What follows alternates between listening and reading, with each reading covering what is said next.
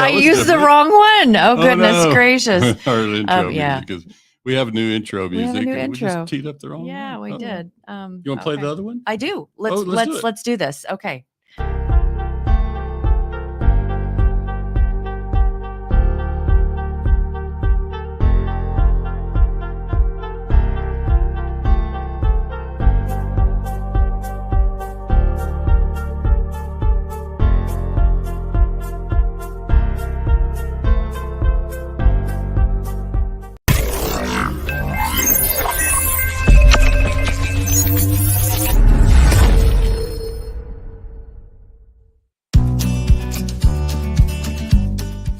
Wake up, buy here, pay here people.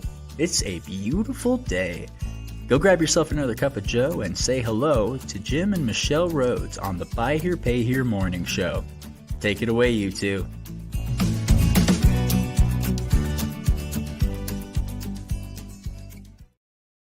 So that's the right one. Yeah, now you figured it out. Yeah. Well, good morning, everybody. Hi. Happy Wednesday. I hope everybody had an amazing day yesterday. It was a good 4th of July for us. It was a great 4th Fantastic. of July. We had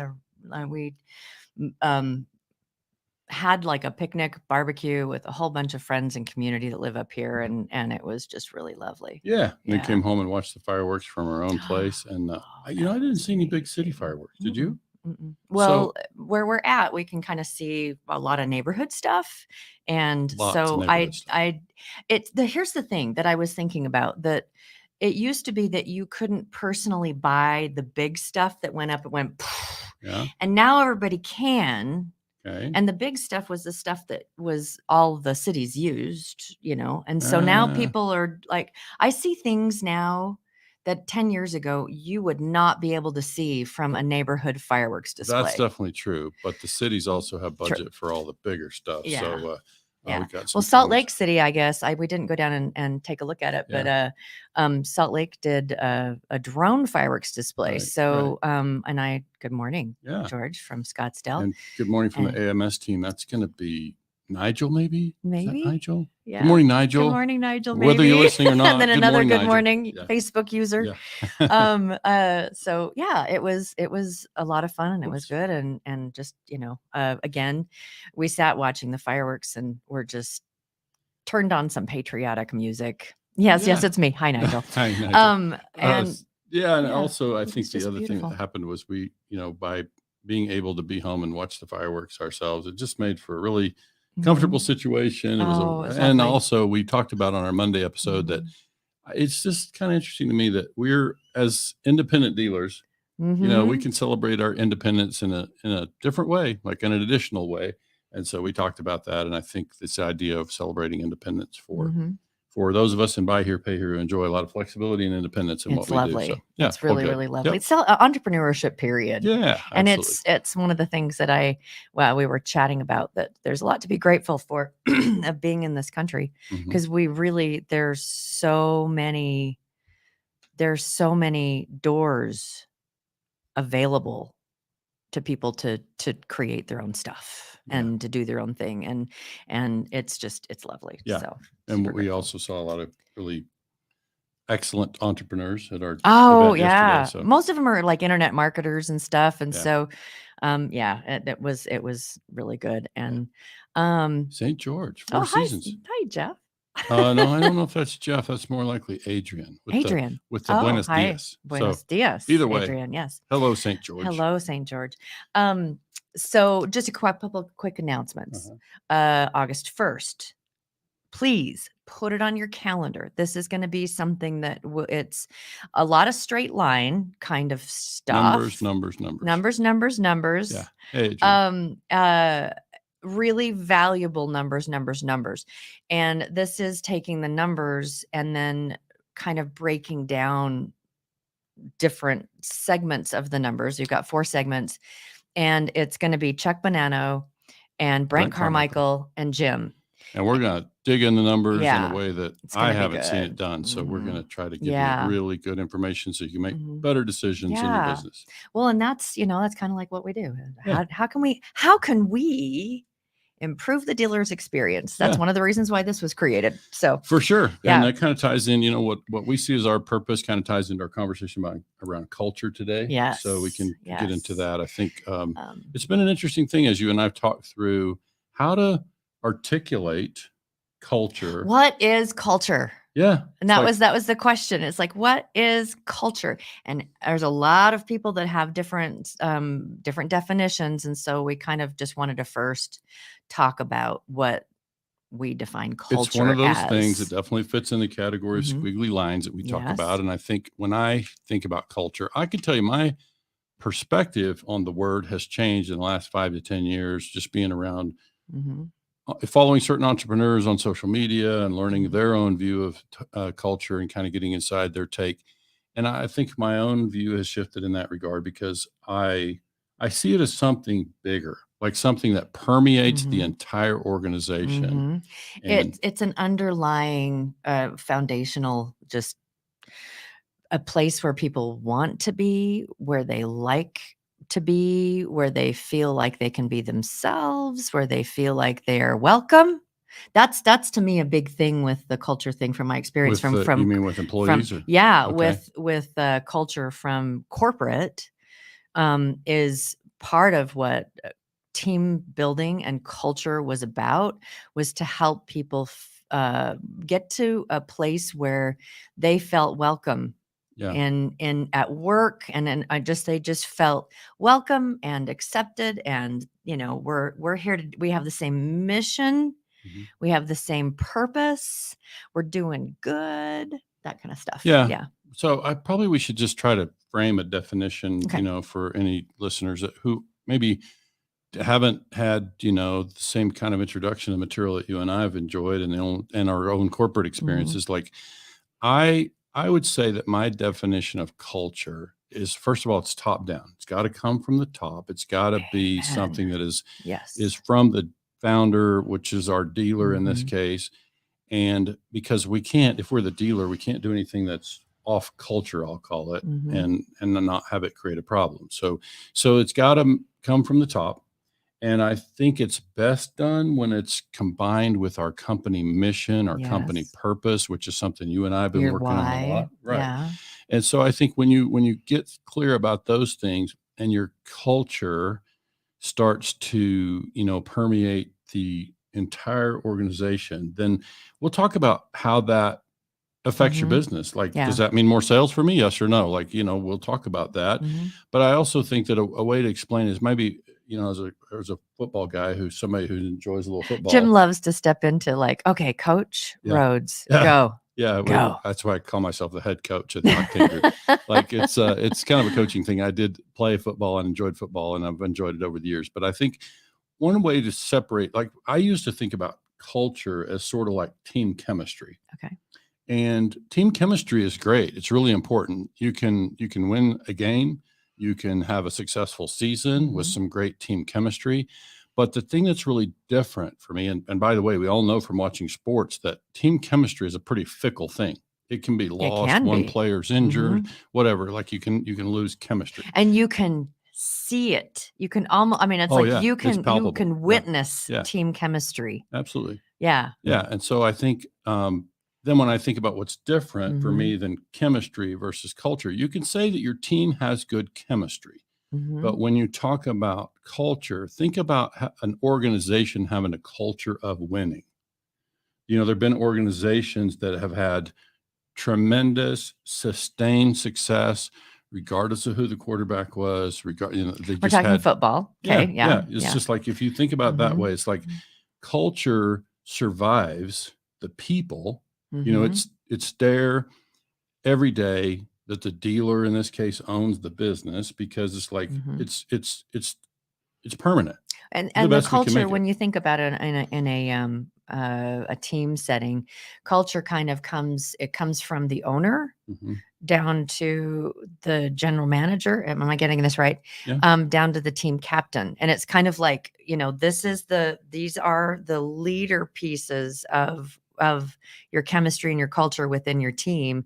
It comes from here to here to here. And there's always a really beautiful alignment. Yeah. And if you just, let's keep it in football for just a minute. It's like, if you think about a football organization, like I say, often you would have a an owner, you would have a general manager who's running the organization. Then you would have a head football coach, with the team itself and so on. But you'll hear, them talk about that somebody was, let go, or they just really didn't fit our culture, whatever. So it's, when I said it's permanent, in reality, culture can also be lost. And so we can talk about that a little bit, but I think ideally you're creating culture in a way that is lasting. And in my mind, the best way to do that is to make it from the top down. Be really clear. Super clear. And if it's tied to your grand mission.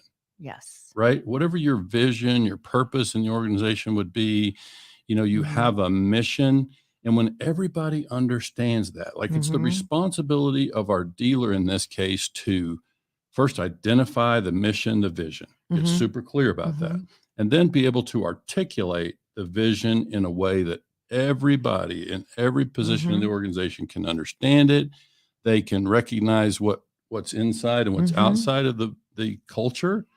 And so now we've got a chance to create something that is lasting. Yeah.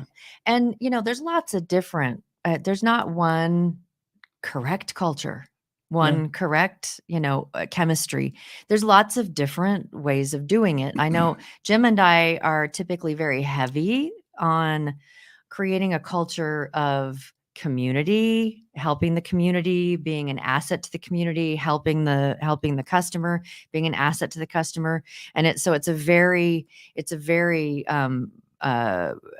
it's not just here, it's very just bursted out and that we are part of something bigger than this team. But there are teams that I've seen that are great teams. They've got a great culture, and it's more about what happens in between these walls. When someone walks in, what is it that happens? And there's like a really beautiful alignment, and there's a great energy and a great flow. And so they're different.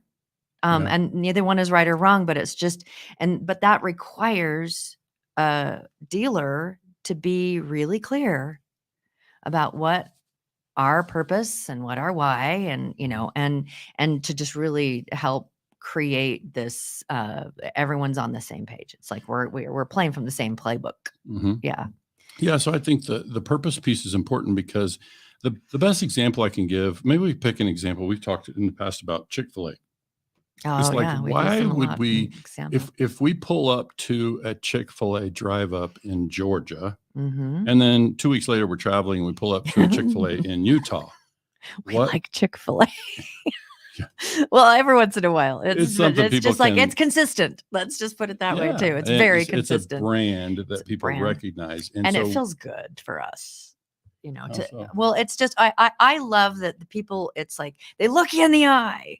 Oh yeah. And I'm not talking about the food, although we like the food, but they look you in the eye, and they're always super polite, and they're very rarely distracted, and they're having fun. You can see that they like being there. And that one thing when you say thank you, and what's the answer? My pleasure.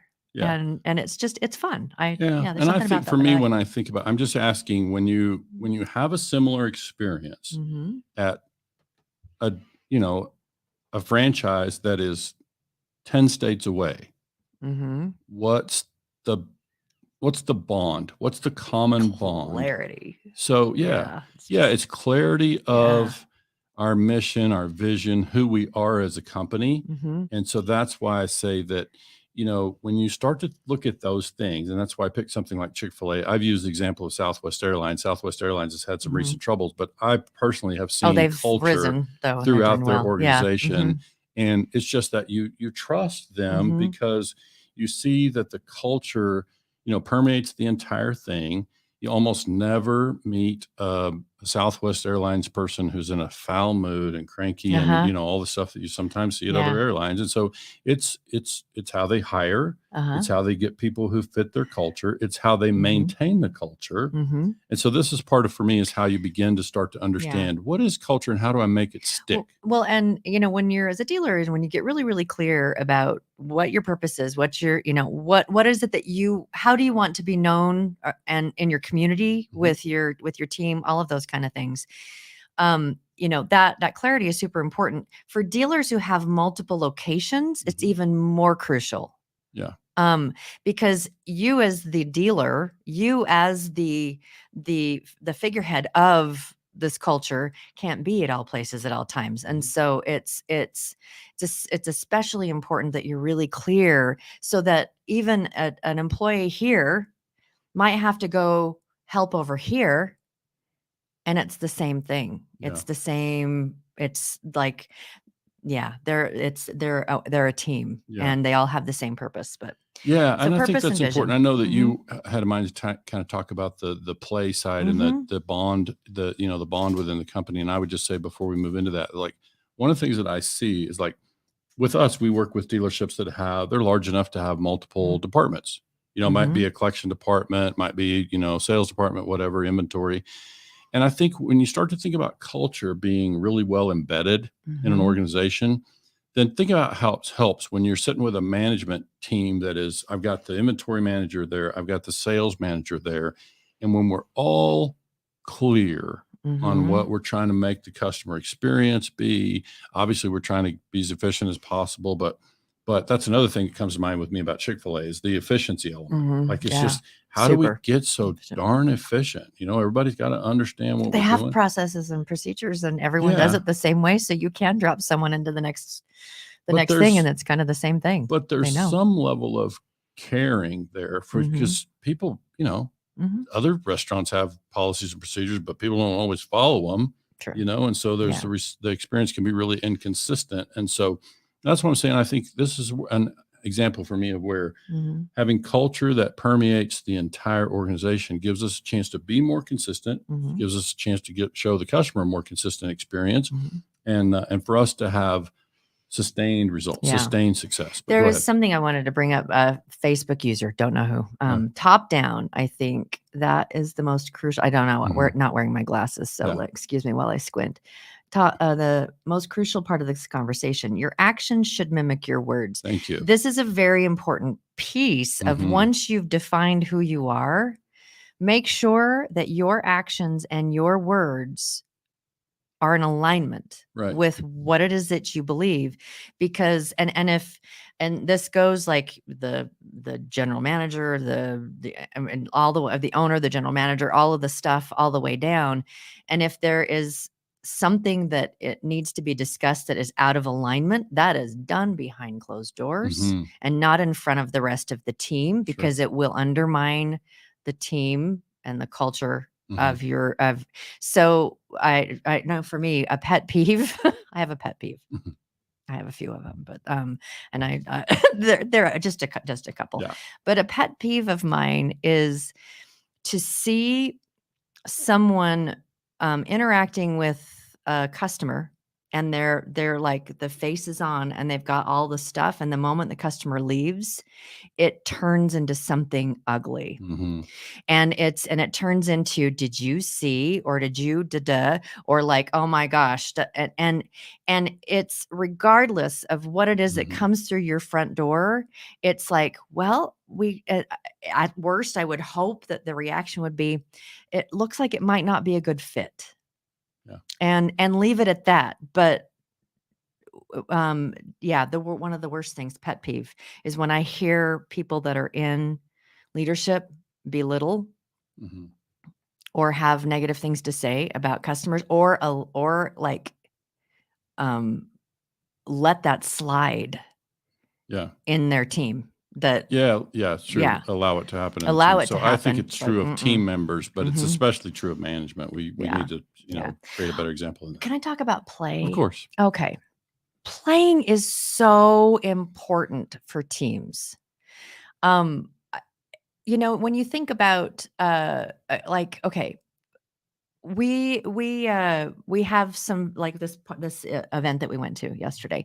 I know probably half the people there. There's a lot of new people because it's from when I used to live here before.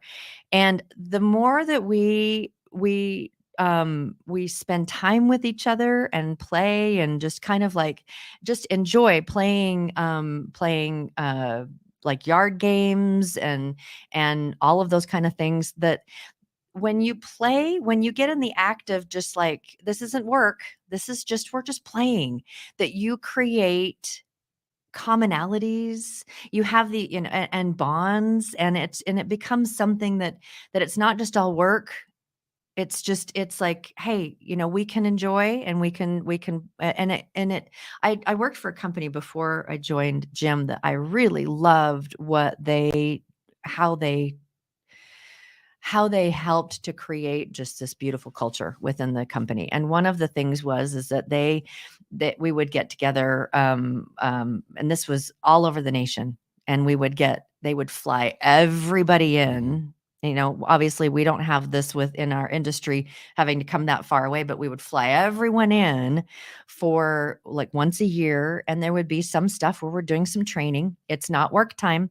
The business was shut down, but we're like playing, and we have picnics, and we've done cooking classes together, and did this thing here at the Olympic Park in Park City, where it was all these rope things, and we just all went, and we just played, and we laughed, and we played, and we laughed, and there might be a little conversation here about work, just a little bit, but it was about having fun. And you can say, you know what, I really enjoy the people that I work with. There's a difference when you play than when you just are like, we're talking and we have a lot in common, and we talk about the stuff, but when you can just really play, it just creates beautiful bonds. Yeah. I'm done. Yeah. And I would say that it's also, it creates a bond, and it also, when you can get teams together in that environment where they play, we know there's a whole industry of retreats that do team building, and it doesn't all have this to be stuff. expensive, though. No, You not can at all. create some stuff on your own. But I think the other thing is not just play, like, it could also be teams where you get teams together who are trying to solve a problem, or, compete for a prize or whatever. So it's like when you get people together, and you kind of, one of the things with the ropes course is they're obviously trying to create a stressful situation where you have to work through it, and you have teams that help you kind of work through the stuff. And you can create a similar situation with games, and just by pressurizing, putting people together, and we got to solve a problem together. I would suggest, though, that for the dealers out there, or for the people that are in a dealership, if you suggest this, that it's not on site. That you go away from work, if it's a local park or whatever, and just have some fun. We've actually done those escape rooms too, which are really kind of fun. Same thing. You're just trying to working together to figure it out. And it doesn't have to necessarily be team building kind of activities, but it can be just play, like, So I don't know if you have anything else on that. There is one more that I wanted to say. I think that there is a lot of power, a lot of lasting, deep benefit to finding ways as a team to serve your community.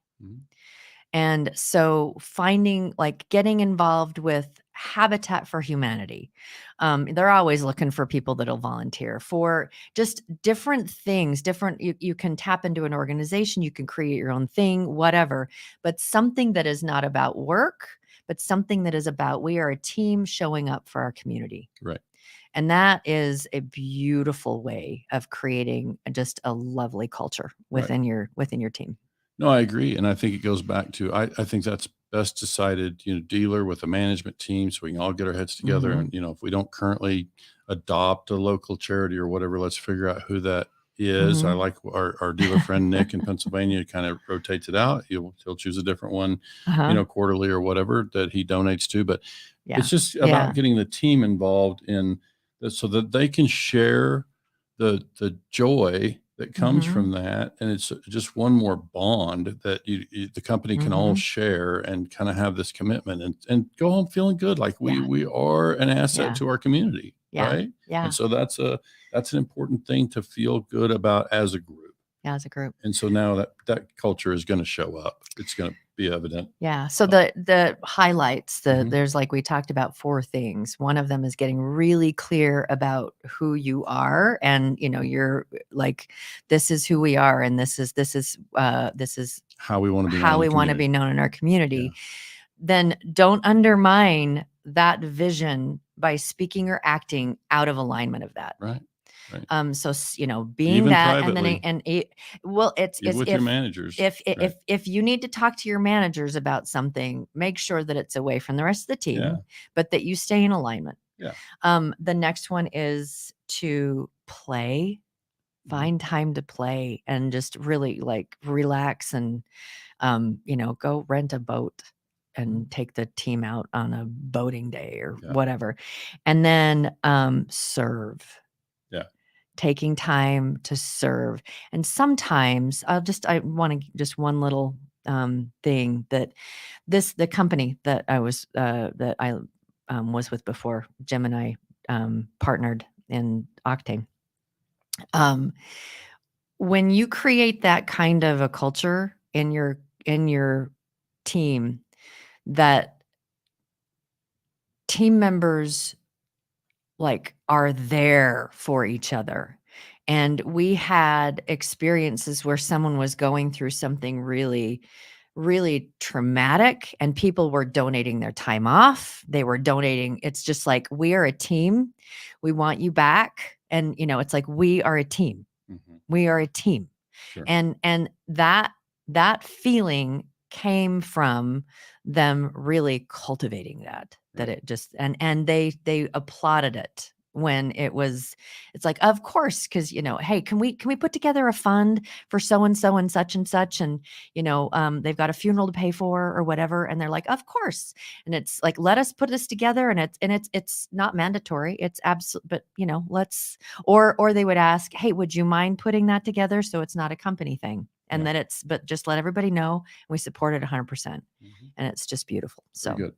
So I have one thing to share in wrapping up here. Announcement. Are you gonna fall asleep? No, I was just loving on you. Oh yeah, thanks. So we want to make sure and mention again this September retreat. That will be 18th through the 21st in Colorado.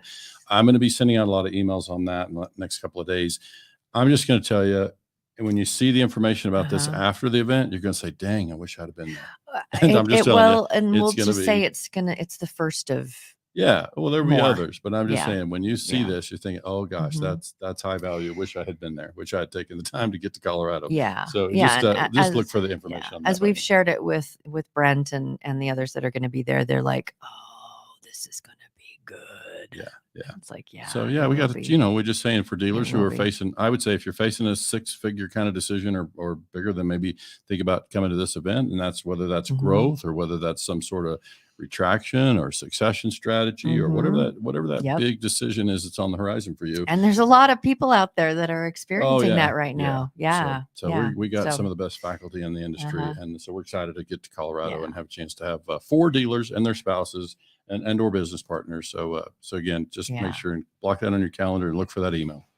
Thanks so much for joining. Yeah. Happy Wednesday. And we'll see you on Friday.